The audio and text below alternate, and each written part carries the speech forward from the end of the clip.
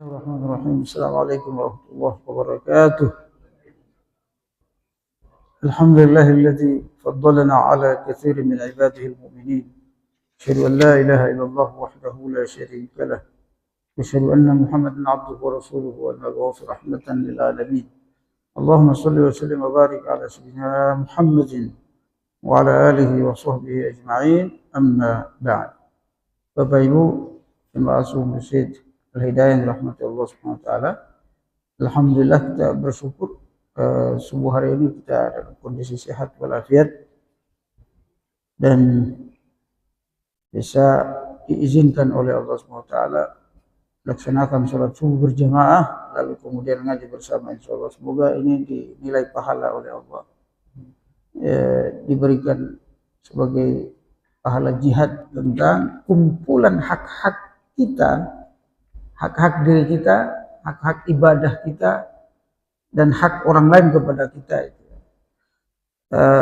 Masih kita membahas tentang hak ibadah yang kita lakukan kepada diri kita. Terlalu banyak hak orang lain dan hak sesuatu yang di luar kita itu untuk kita. Sehingga kita memang hidup ini tidak bisa seenaknya. Dan ada hak orang lain dan kewajiban kita untuk ditunaikan. Kemarin hak haji ya, sudah kita bahas. Yang berikutnya itu hak puasa. Jadi ibadah puasa itu punya hak atas diri kita yang harus kita lakukan, harus kita tunaikan. Apa itu haqqus shaum? An tu'allima annahu hijabun darbatullah azza wa jalla ala lisan. Jadi hak puasa itu terhadap kita adalah menjaga lidah kita. Menjaga lidah kita dari dosa. Jadi kalau udah puasa itu tidak boleh lagi mengucapkan dosa, Bapak Ibu. Makanya Bapak Ibu sekalian, puasa itu kalau kita puasa beda dengan tidak puasa, Pak. Puasa itu membuat lidah kita itu lebih terarah, lisan kita lebih terarah. Kenapa? Saya udah puasa ini, udah nggak makan, nggak minum, udah lapar begini, masa melakukan dosa lagi? Ya. Itu saya alami itu kalau puasa itu. Jadi kalau puasa itu lebih hati-hati ngomong. Ya. Udah berat, udah nggak makan, udah lapar, masa kita mau ngomong ini lagi? Sehingga terkontrol. Bahkan mata kita terkontrol. Ini ada apa namanya? Kita buka HP kan kita nggak tahu muncul. Dengan puasa itu langsung takut kita. Takut batal puasa kita. Tapi kalau nggak puasa, apa yang mau batal? Gitu ya. Apa yang batal? Jadi puasa itu menjaga kita, melindungi kita dari dosa itu. Jadi puasa itu bukan lapar-laparan aja gitu. Walaupun lapar itu sendiri ada fungsinya itu. Kemarin kita sudah jelaskan. Perut itu sering lapar, itu penyakit nggak sempat mampir, Pak. Kenapa? Kan sumber penyakit dari makanan. Nah, ketika kita lapar, penyakit yang di makanan itu habis. Dimakan langsung oleh bakteri yang ada di dalam perut kita. Jadi Allah itu sudah membuat perut kita itu otomatis Pak, yang dia membuat ada makanan, ada bakteri yang Allah buat di situ untuk menghabiskan itu racun-racun itu. Nah, kalau dia kenyang terus, Pak, jarang lapar, dia tidak sempat melakukan pembersihan itu. Udah mau bersih, isi lagi. Tapi kalau dia lapar, seharian sempat bersih, racun-racun itu hilang. Racun-racun hilang, kemudian parasit dan seterusnya mati dengan puasa itu. Tapi kalau dia tidak puasa, racun ada, parasitnya ada. Itulah yang mengganggu kesehatan tubuh kita, Pak. Nah, puasa itu punya hak seperti itu atas diri kita. Bisa menjaga lidah kita, pendengaran kita juga begitu. Ya. Kita jadi terjaga. Kalau kita lagi puasa itu dengar dangdut dengan lirik yang macam-macam itu, kita takut. Udah puasa begini, dengar itu lagi. Takut batal puasanya. Iya, dengar dangdut itu kan liriknya jarang yang Islami, Pak. Cinta mulu, cinta tubal macam-macam. Iya.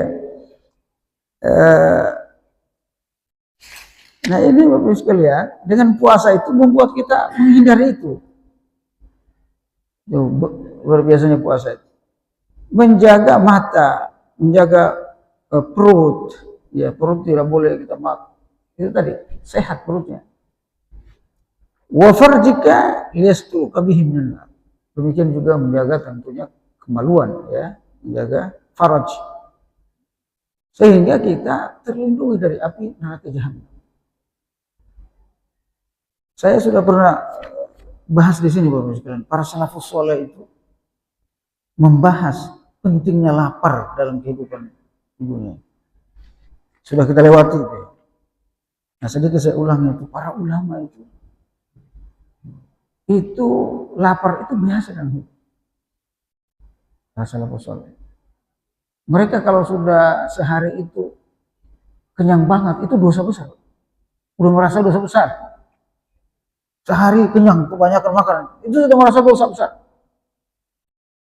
Masya Allah. Kenapa Bapak Ibu sekalian, kata mereka, kata para salafus saleh, kalau engkau lapar, itu doamu lebih makbul daripada waktu kenyang. Begitu Pak. Yang kedua, kalau engkau lapar, akhlakmu itu lebih lembut daripada ketika kenyang. Kalau engkau lapar, hatimu itu lebih halus, lebih lembut. Ya, kata para ulama, salafus saleh. Jadi lapar itu memperbaiki akhlak, bukan cuma menyehatkan badan, tapi juga memperbaiki akhlak di bekerja. Nah, mudah-mudahan kita ini bisa puasa Senin Kamis. Kecuali Senin Kamis itu sunnah muakkadah, jarang ditinggal oleh Nabi Sallallahu Alaihi Wasallam. Tapi kalau dalam kondisi emergensi, kita kerja berat atau segala, nah, tidak harus puasa. Makanya Nabi sunahkan saja. Hari Kamis yang kerjanya luar biasa banyak.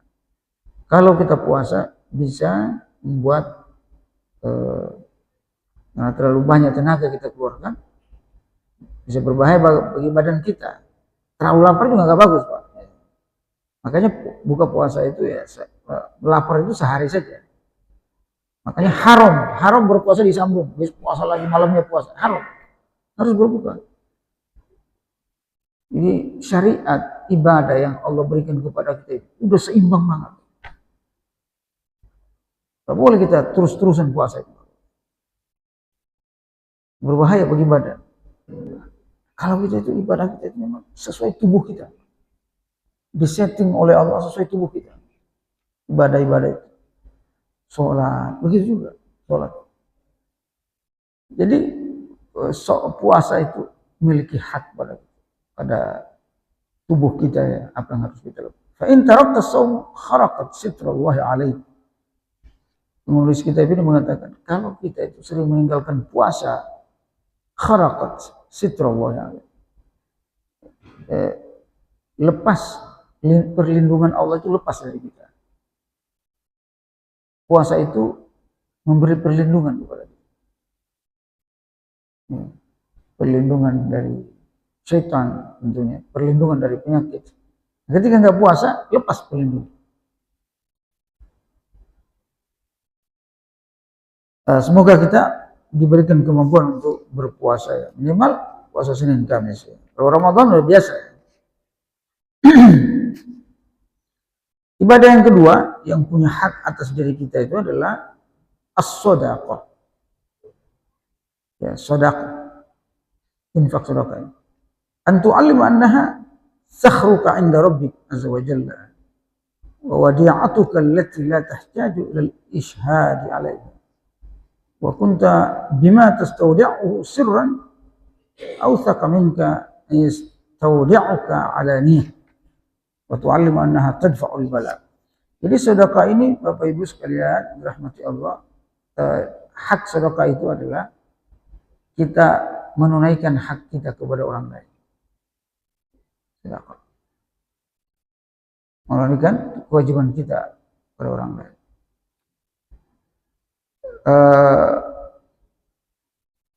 Wa tu'allimu annaha tadfa'ul bala. Sedekah itu mengajarkan kita, ya, hak sedekah itu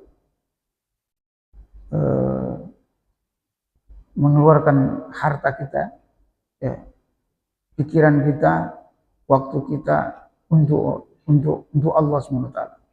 Kenapa untuk Allah? Karena kita berinfak kepada orang miskin itu sebenarnya untuk Allah. Itu ketika Nabi dalam sebuah hadis qudsi, ya, itu di kuburan. Di kuburan itu kita ditanya. Ada yang mengatakan riwayat kuburan, atau yang mengatakan di akhirat.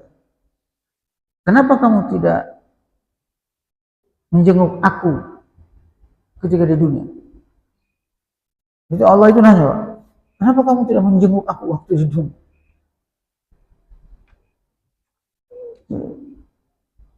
Manusia itu jawab, masa saya menjenguk? Engkau tidak dilihat ya Allah di dunia. Masa bisa menjenguk engkau? Engkau Maha Kuasa. Kata Allah SWT, maksud saya orang sakit. Hambaku yang sakit kamu gak jenguk. Kenapa engkau tidak kasih makan aku waktu di dunia? Karena engkau gak makan minum ya Allah. Engkau Tuhan. Kata Allah, ada orang lapar. Hambaku yang lapar engkau tidak kasih makan. Jadi orang miskin itu dikaitkan oleh Allah dengan dirinya. Orang lapar itu dikaitkan oleh Allah dengan dirinya. Ya, orang sakit dikaitkan oleh Allah dengan dirinya. Menunjukkan apa? Hak kita gitu sebagai hamba. Berinfak, bersedekah. Nah, jadi kalau sampai-sampai Allah mengaitkan dengan dirinya ibadah-ibadah itu, pekerjaan-pekerjaan itu, jangan sampai kita tinggal. Ya, orang sakit kita jenguk, orang miskin kita sedekah. Nabi SAW kalau lihat orang miskin itu nangis. Lihat orang miskin nggak bisa ngasih, nangis. Sebagian sahabat juga ngikutin. Orang miskin, lalu dia tidak bisa ngasih, nangis. Kenapa? Hatinya itu lembut. Hatinya lembut. Nah, sedekah ini penting sekalian. Tidak ada yang menyinari kuburan kita selain dua hal, Quran dan sedekah. Di kubur itu lama juga Pak transit. Alam barzah. Jadi alam transit itu namanya alam barzah. Barzakh itu transit. Walaupun artinya sesungguhnya barzakh itu pembeda, penghalang. Barzakh, penghalang. Maksudnya kita dihalangi dengan dunia saja. Ya, dekat banget alam barzakh itu kan, tinggal gali aja barzakh. Makanya penghalang antara dunia dan akhirat. Alam transit. Nah, di kuburan itu yang membuat terang kuburan kita, membuat nyaman kuburan kita itu dua amal itu menurut beberapa hadis. Kalau hadis itu pasti benar selama hadisnya sahih. Yang pertama itu sedekah. Kalau kita jarang sedekah, bahaya Pak, segelap, cacing dan sebagainya. Yang membuat dia terang, nyaman kita di dalam. Kalah AC, kalah hotel itu, sedekah. Itu dalam surat di ayat terakhir itu. Laula akhartani ila ajalin qarib wa asaddaka wa akun minas shalihin. Surat Al-Munafiqun kalau salah. Ya. Jadi ada hamba Allah SWT ketika masuk kuburan meninggal. Ya Allah, engkau tunda dulu nyawaku. Hidupkan lagi, maksudnya kembali ke dunia. Di kuburan. Untuk apa? Agar aku bisa bersedekah. Masya Allah. Jadi yang dia minta untuk hidup kembali itu untuk bersedekah. Kata para ahli tafsir, termasuk Ibnu Qayyim al-Jauziyah mengatakan, kenapa dia minta sedekah? Karena dia tahu waktu pengalamannya di kuburan itu, gak ada yang membuat kuburnya itu nyaman, hebat, sedekah.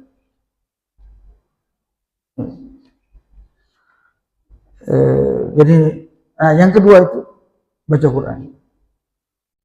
Quran itu membuat terang, nah, ada syafaat ya di dalam. Bahkan kuburan itu membuat Quran itu membuat kuburan kita itu ada teman. Siapa? Quran.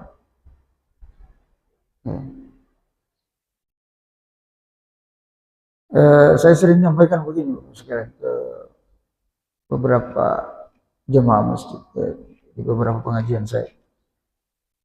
Kalau sekarang ini sampai saat ini kita belum pernah merencanakan ke alam barzah, belum pernah rencana. Wah, itu bahaya, Pak. Nah, ternyata masuk alam barzah, masuk atau merencanakan masuk surga, belum pernah merencanakan masuk surga, itu nggak bakal masuk surga. Bagaimana engkau masuk surga orang rencananya belum? Atau bahkan orang belum pernah niat masuk surga, hati-hati, nggak bisa masuk surga. Nggak mungkin masuk surga, mustahil masuk surga. Jadi surga itu juga bagus sekali. Dia kan alam juga, surga itu. Seperti alam dunia ini. Alam barzah, alam surga, neraka. Bahkan banyak yang niat masuk neraka. Kemarin yang viral itu, lagi dibakar neraka. Ternyata nggak panas-panas amat kata dia. Itu orang masuk neraka aja direncanakan itu. Masuk surga, apalagi masuk surga, harus direncanakan, harus diniatin. Nggak boleh nggak niat masuk. Kadang kita ibadah-ibadah aja, cuma nggak niat masuk surga, itu salah. Makanya kata Nabi, kullu ummati yadkhuluna al-jannah. Semua umat itu masuk surga. Illa man aba, kecuali yang nggak niat, yang nggak mau. Nah, jadi harus niat masuk surga. Masih segar-segar begini, kita harus niat masuk surga. Ya Allah, saya ingin masuk surga. Itu bisa dibaca di surat Al-Lail, Nanti bagi surat Al-Lail. Dalam surat Al-Lail itu Allah menjelaskan begini. فَأَمَّا مَنْ أَعْطَى وَاتَّقَى وَصَدَّقَ بِالْحُسْنَى فَسَنُيَسِّرُهُ لِلْيُسْرَى. Adapun orang yang terus bersedekah, a'ta itu memberi, tapi Allah sebut redaksinya itu umum, memberi harta materi, memberi nasihat, memberi apa saja untuk Islam, untuk agama Allah. A'ta, wattaqa, dan bertakwa. Dua, memberi, bertakwa, wasaddaqa bil husna, dan membenarkan surga.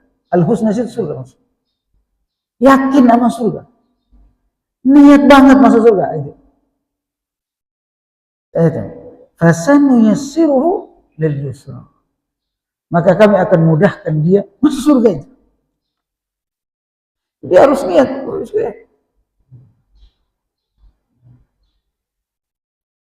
Jadi harus ada visi misi kita masuk surga. Harus ada rencana masuk surga. Ada sebuah hadisnya ini menarik sekali. Saya dengar dari mahasiswa saya malah. Ya, karena puluhan ribu, ratusan ribu hadis. Lalu saya bahas ayat ini. Lalu dia kasih, saya suruh nanya, silakan mahasiswa saya, ada tambahan. Ibu-ibu Pak, cuma banyak bacanya. Ustaz, saya pernah baca hadis ini. Riwayat. Itu orang ini udah diputuskan masuk neraka Pak. Karena amal apa semua tidak seimbang dengan harga surga, nggak cukup amal. Timbang lebih berat keburukannya daripada baik. Nah, karena ada namanya yaumul mizan, hari neraca, hari pertimbangan. Lalu diputuskan masuk neraka. Ketika dia berjalan menuju neraka, diseret sama malaikat, itu langsung ke kanan, diseret menuju neraka. Dia diam aja, karena ada orang meronta-ronta. Dalam hatinya, dulu saya niat masuk surga, saya merencanakan masuk surga, kok hasilnya masuk neraka ya? Dia begitu, kok hasilnya masuk neraka ya? Bisikan hatinya itu didengar sama Allah. Kata Allah, tahan dulu. Lalu Allah Maha tahu. Tahan dulu, malaikat kau sini. Kenapa?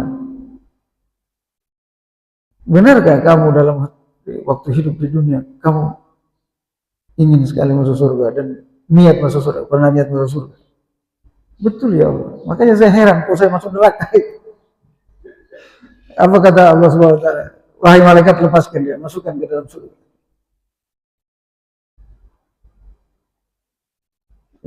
Jadi bagus sekalian, masuk surga itu seni, tidak saklek gini. Allah itu Maha tahu hati kita. Subhanallah. Nah, jadi penting, jadi perhatian kita masuk surga, nikmat akhirat. Apalagi usia kita udah tua begini, kalau bisa nikmati itu surga itu. Para sahabat kalau rata-rata yang sudah tua, Kalau bapak ibu kan masih muda-muda, katanya yang sudah tua, itu kerinduannya surga itu. Gak menarik lagi dunia, udah selesai. Nggak tahu kita, saya diskusi juga orang yang banyak yang tua juga memang begitu. Jadi tua, kenapa ada tua Pak? Proses usia kita tua, itu juga bagian dari rahmat Allah. Agar supaya kita itu emosi, nafsu kita itu tidak tinggi lagi untuk dunia. Makanya kita tua. Jadi secara perlahan Allah giring kita rindu kepada akhirat dengan usia tua kita. Pensiun, udah ini lemah, ini nggak bisa, sehingga kita ke surga aja deh. Makanya salah satu yang dibenci Allah, bentuk manusia, kelompok manusia dibenci sama Allah. Ada hadisnya, hadis sahih. Salah satu kelompok manusia yang sangat dibenci oleh Allah, orang tua tapi keinginan dunianya besar dan masih berzina. Asy-Syaikhuz Zani, syekh, orang tua maksudnya. Udah tua tapi masih berzina, masih bermaksiat. Itu Allah paling benci dan tidak mau Allah lihat wajahnya. Nah ini rahasia. Niat masuk surga ini penting sekali.